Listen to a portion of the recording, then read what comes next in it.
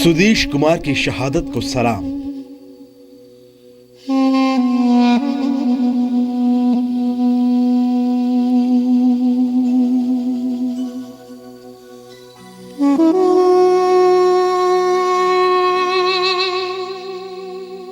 परिवार में मातम।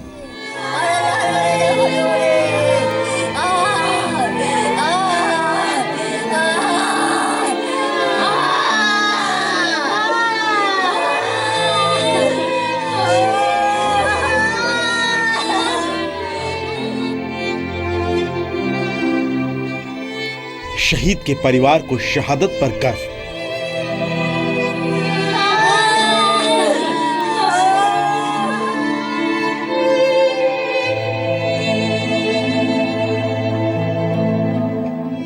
ये गर्व की बात है कि सुधीर ने देश के लिए अपनी लड़ते लड़ते जान दे दी। दुख तो है लेकिन गर्व है। शहादत से अनजान 4 महीने की मासूम।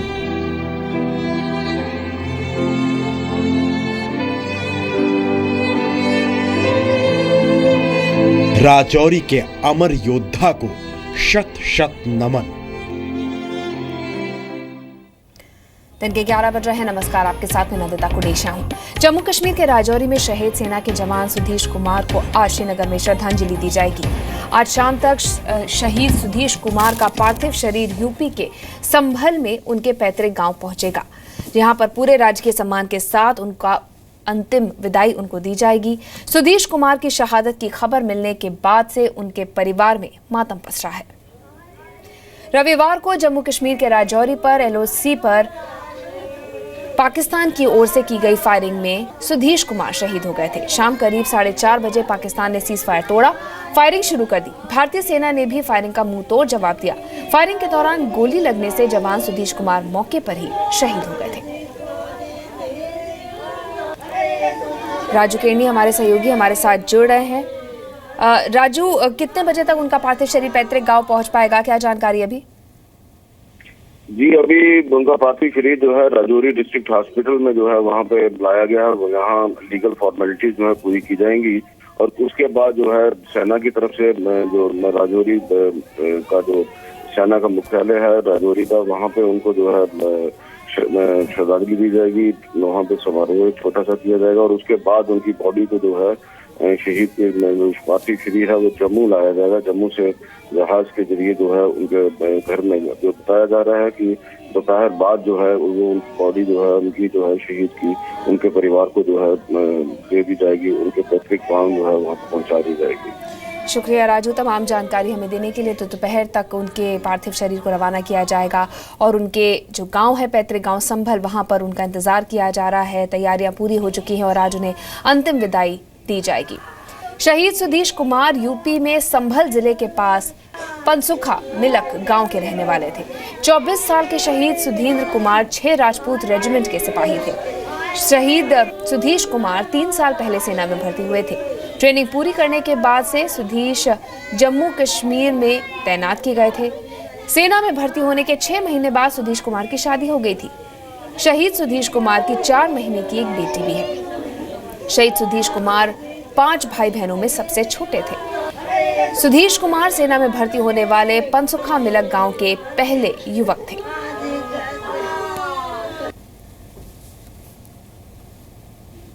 फोन आने के बाद में हमें पता चला और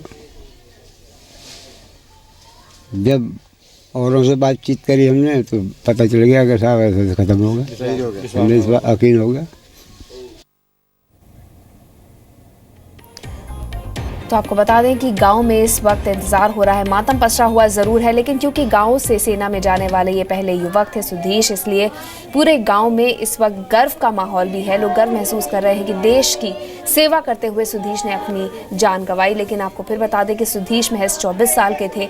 उनकी शादी हुई थी, उसके बाद उनकी 6 महीने की एक बच्ची भी थी और उसे शायद पता भी नहीं होगा कि शहादत क्या होता है और उसके पिता इस दुनिया में अब नहीं है।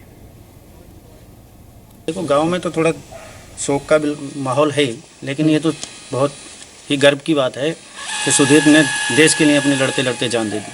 क्या और लोग भी सेना में जाएंगे इस गांव से? सेना में जाना तो मैं भी चाहता हूँ, और सेना में जाने के लिए सुधीश ने ही सबसे पहले हमारे गांव में एक रुचि जगाई। सुधीश से पहले किसी ने हमारे गांव में, कोई आसपास में भी आर्मी में नहीं था। तो कितने लोग हैं अब तक इस गांव से? अब तक यहाँ से 5 लोग हैं जी आर्मी में। रविवार को महज 12 घंटे के अंदर पाकिस्तान की ओर से 2 बार सीज फायर का उल्लंघन किया गया था। जम्मू कश्मीर के राजौरी में सुबह 4:30 बजे नौशेरा सेक्टर में भारतीय सेना की चौकियों को पाकिस्तानी सेना ने निशाना बनाया। इसके बाद शाम 4:30 बजे के करीब राजौरी के ही तारकुंडी इलाके में पाकिस्तान की ओर से फायरिंग शुरू की गई। शाम को हुई फायरिंग में जवान सुधीश कुमार शहीद हो गए। तो पीओके में आतंकियों के खिलाफ भारतीय सेना की सर्जिकल स्ट्राइक के बाद सीमा पार से सीज फायर के उल्लंघन की घटनाएं बढ़ गई हैं। 28-29 सितंबर की रात के बाद से अब तक पाकिस्तान की ओर से 27 बार सीज फायर तोड़ा जा चुका है। आपको बताते हैं कब ऐसा हुआ। 16 अक्टूबर को पाकिस्तान ने राजौरी जिले के नौशेरा और तारकुंडी में सीज फायर का उल्लंघन किया। उससे पहले 8 अक्टूबर को पाक फौज ने पुंछ जिले में मेंढर कृष्णगति सेक्टर में गोलीबारी की थी। फिर इससे पहले 5 अक्टूबर को पाक की तरफ से 3 बार सीज फायर तोड़ा गया था। भारी गोलीबारी की गई थी। पाक की ओर से पुंछ और राजौरी जिले के 3 सेक्टर्स और सिविलियन इलाकों में मोर्टार दागे गए। उससे एक दिन पहले 4 अक्टूबर को भी पाक ने 10 इलाकों में मोर्टार दागे थे। भारतीय पोस्ट और एलओसी से सटे सिविलियन इलाकों में 5 बार सीज फायर वायलेशन किया था। ये वायलेशन जम्मू, पुंछ और राजौरी जिले में हुआ था। उससे भी एक दिन पहले 3 अक्टूबर को पाक ने 4 बार सीज फायर वायलेशन किया था। सौजिया, शाहपुर, केरनी मंडी और केजी सेक्टर में पाक की तरफ से हेवी फायरिंग हुई थी। 2 अक्टूबर को भी हुई थी। 2 अक्टूबर को पाकिस्तान की तरफ से रात को करीब 7:15 बजे जम्मू जिले में एलओसी से सटे पलनवाला बेल्ट में गोलीबारी की गई थी।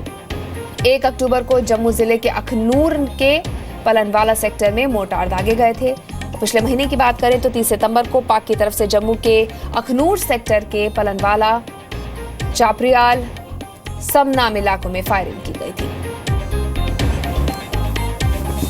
बीजेपी नेता शाहनवाज हुसैन ने पाकिस्तान की ओर से लगातार हो रहे सीज फायर उल्लंघन का करारा जवाब दिए जाने का दावा किया है।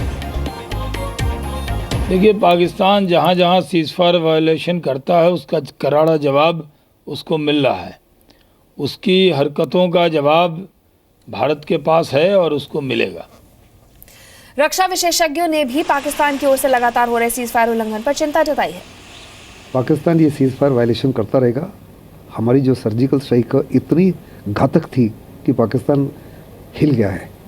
उसके यहाँ उसके अपना मीडिया, उसके अपना अवाम क्वेश्चन करना शुरू कर रहे हैं कि ये आतंकवादियों को क्यों पाकिस्तान पाल रहा है, इनके खिलाफ क्यों नहीं कार्रवाई हो रही। इससे हर प्रकार से पाकिस्तान दुनिया में अलग थलग हो गया है।